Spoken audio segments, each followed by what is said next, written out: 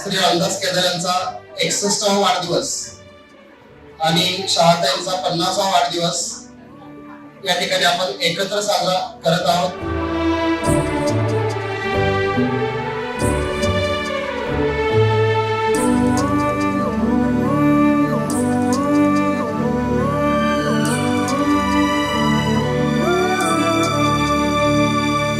काळजातूनी सुगंध वेचता स्वप्न साजिरे नभात पेरता.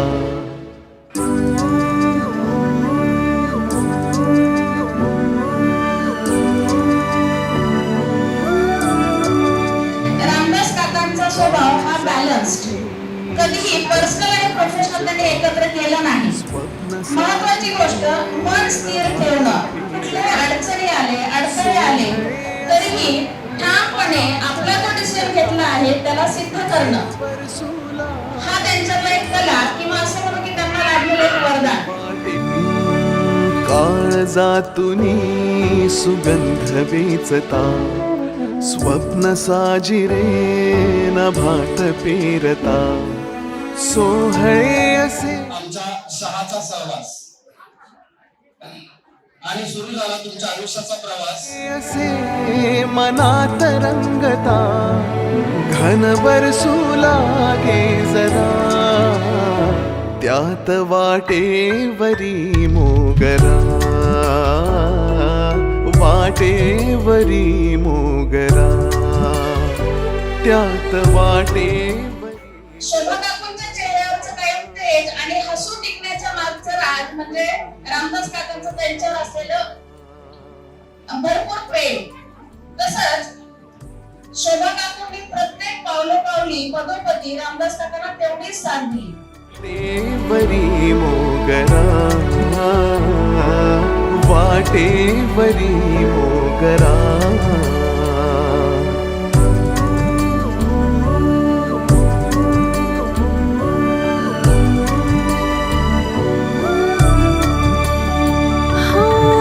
हसून पाकळ्या उन्हात नाहती सुखातल्या क्षणी फुले शहारती.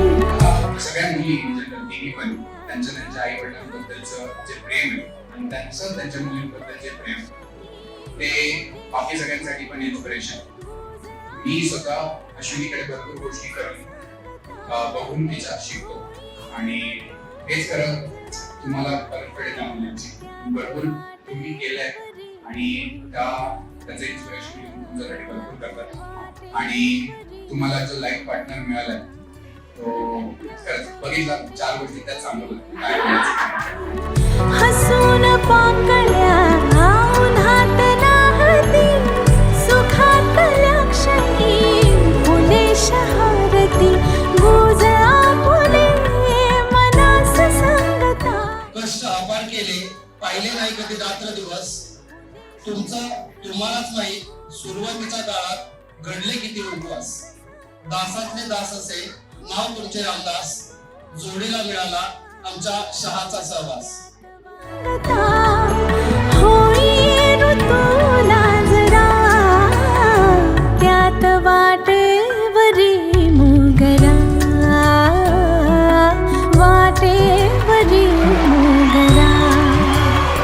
त्यात वाटेवरी मोगरा वाटेवरी मोगरा. लहानपणापासून आई वडिलांनी खूप केलं. त्यांचा जो जीवन प्रवास आहे तो आपल्यालाच मामाने सांगितला. खूप कष्टातून त्यांनी शून्यातून एवढं मोठं विश्व निर्माण केलं.